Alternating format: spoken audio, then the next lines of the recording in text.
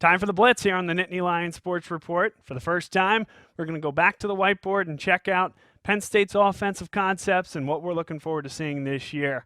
Kirk Ciarrocca, the new offensive coordinator at Penn State, is going to run things in some ways similarly to what was done last year with Ricky Ronnie. Same concept in terms of Sean Clifford coming out of the shotgun in most situations, Noah Cain or whatever running back to his right or his left.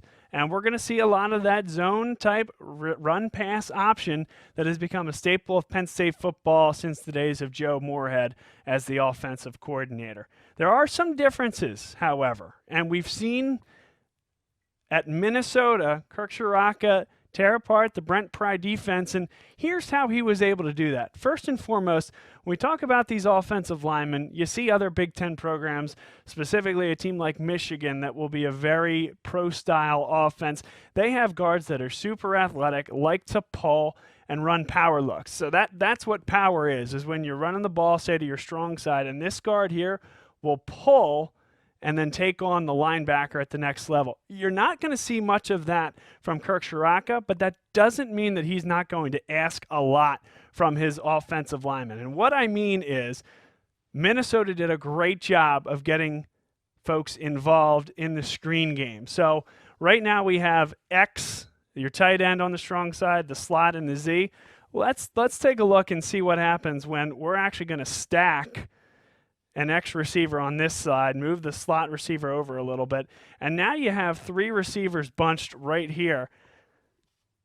A quick snap and a throw here creates an opportunity where you're going to count on these wide receivers to jam and block down the field, and you're going to ask this guard and this tackle to run down the field as well. As long as this ball is caught behind the line of scrimmage, you're going to have an opportunity for these athletic linemen to get downfield and create havoc. That's a change-up play that Minnesota used to perfection last year when you saw teams get a little bit discouraged from the other concepts of the offense and getting the ball out quickly from the quarterback position on slants and things of that nature.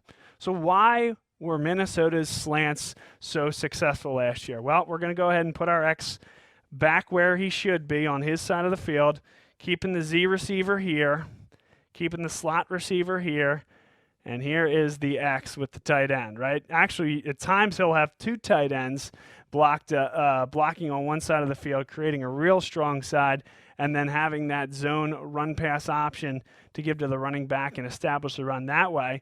But then once that rushing attack provides enough pressure that you need to stack the box, all of a sudden it's time to fake the read right here in the shotgun. The opposing linebacker has to honor that, and then all of a sudden here comes the X receiver running the crossing route, and quick passes are what got Minnesota to the promised land last year in terms of being able to frustrate other big-time defenses in the Big Ten.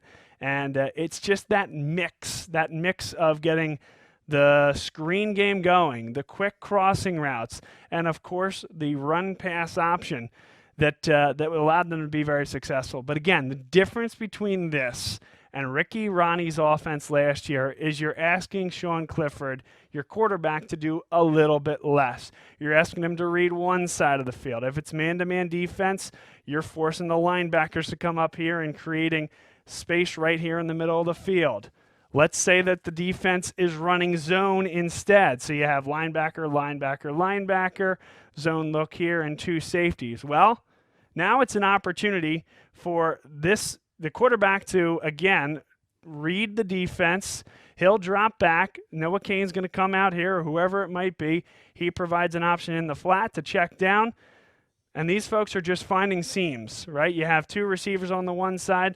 They're going to run a route, perhaps to cross, and again, on a zone look, sometimes that can be your buffer or what you're trying to do to thwart that attack. But what Tanner Morgan did so well and what he's going to ask Sean Clifford to do is to be able to read these safeties. In last year's game, whenever Penn State would bring pressure, we saw a play to Rashad Bateman that got them on the board. We saw an interior nickelback rush. This corner came in here, and the safety was required to take the X receiver over the top. Well, Morgan saw that initially, and was able to get that ball out to the edge of the boundary there before Garrett Taylor was able to come in and make the play. So against zone or against man-to-man, it's about creating inefficiencies in the defense, forcing them to make decisions, and giving your quarterback, Sean Clifford, one, maybe two directions with how that play is going to run, and keeping the confusion on the defensive side while keeping the tasks and the execution very simple for his quarterback. So that's what I'm looking forward to seeing this year is, can he, Kirk Ciarrocca, continue to make Sean Clifford's life and his development a little bit better? And how is he going to work these tight ends into the equation here versus more of a run blocking basis where we saw that in the past? But I think some really good tent poles for this Penn State offense to work off this year. And I want you to keep a look for these concepts. So again, to bring it all back home here,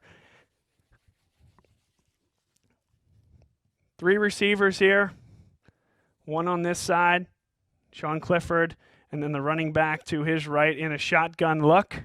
Well, it's about the zone read and the RPO first and foremost. Draw the linebacker's eyes, quick slants. When the defense starts to bring extra pressure, stack the receivers, work the screen game. And then when they do go to zone coverage, it's about finding the inefficiencies in that defense, forcing them to take a chance. And there's going to be openings in the middle of the field when your rushing game is working, when your screen game is forcing those zone defenses to adjust. And I think this is the basic tenet of what we're going to see in a Kirk Ciarrocca offense. We'll take you right back to the studio in a minute. This is the Nittany Lions Sports Report on Bob Long Sports and simulcast throughout the Small Player Big Play app.